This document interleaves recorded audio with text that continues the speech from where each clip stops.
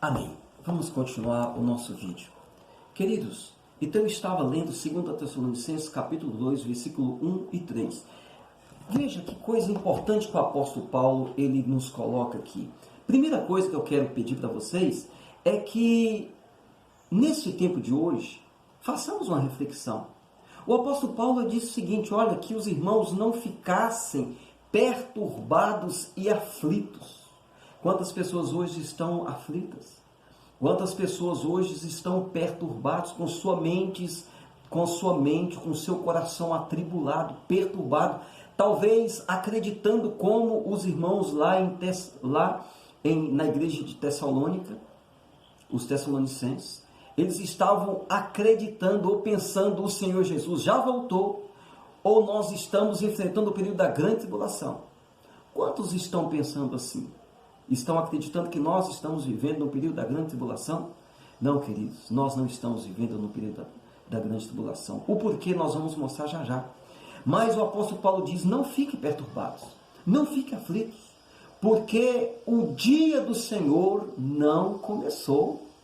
E ele diz, duas coisas é que vão marcar, ou dois fatos importantes vão marcar o período que antecede a grande tribulação. O primeiro deles é que haverá um engano. Haverá um engano. Mateus 24, o próprio Cristo falou, olha, não deixe que ninguém vos engane. E aqui o apóstolo Paulo diz, olha, não se deixe enganar. Esse não se deixar enganar é um sinal de que muitos, por que não dizer, muitos de nós, muitas das vezes nos deixamos enganar. Veja o que vocês estão comendo na mídia. Veja o que nós, muitas das vezes, deixamos nos levar por ventos de doutrinas, por espíritos enganadores, por falsos profetas, por falsos ensinos. Aqui o apóstolo Paulo diz, não deixe que ninguém vos engane, não se deixe enganar, porque o dia do Senhor, a grande tribulação, não começou. E ele deixa aqui dois sinais que marquem esse período. Primeiro, o sinal do engano. E ele diz assim, olha, haverá um período de grande rebelião contra Deus. Contra Deus. E ele diz, ó, essa rebelião é apostasia.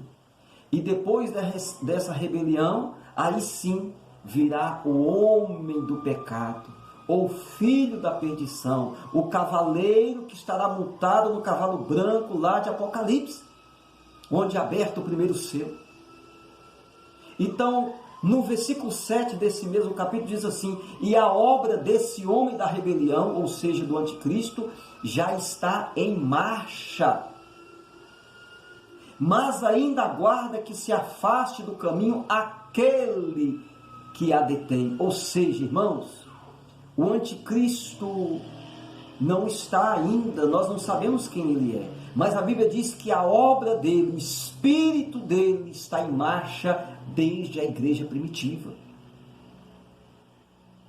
Quantas coisas nós vemos aí, irmãos?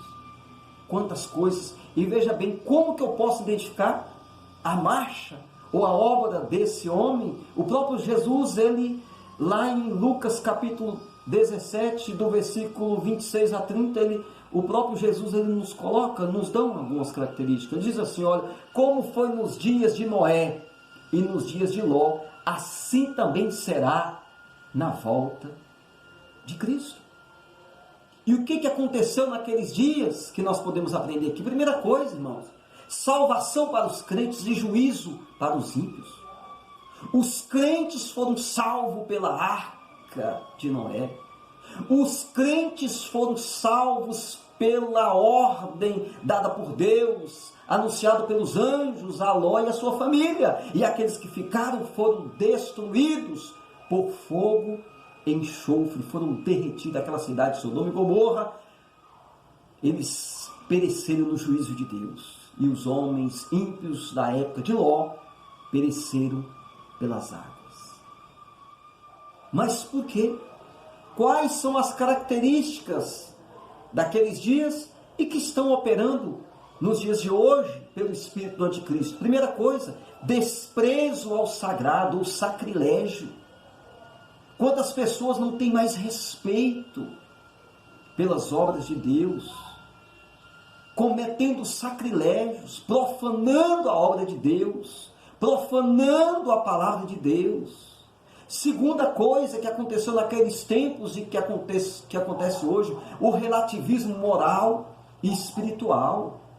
O que é certo se tornou errado.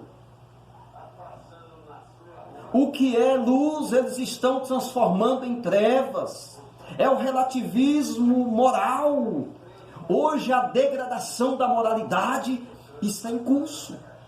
Olha, irmãos, as ideologias, o satanismo, o homossexualismo,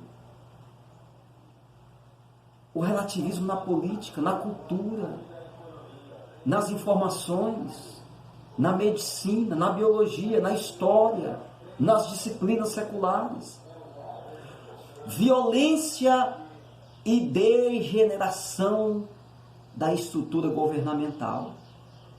O que está imperando hoje não são mais as políticas instituídas pelos homens, mas as políticas ditas políticas globalistas, as instituições globalistas, as ONGs.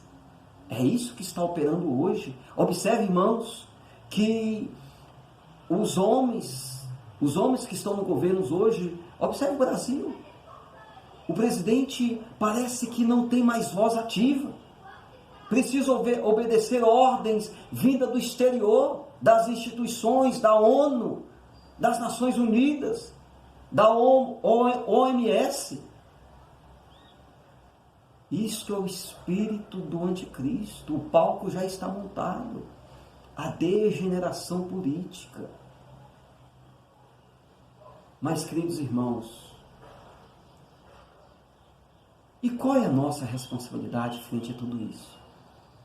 Qual é a nossa responsabilidade? 1 Tessalonicenses capítulo 5, versículo 14. O apóstolo Paulo, ele coloca uma responsabilidade para nós. Nós que sabemos e temos convicção da nossa salvação, do arrebatamento da igreja, sabemos que a igreja será arrebatada naquele grande dia, temos um papel.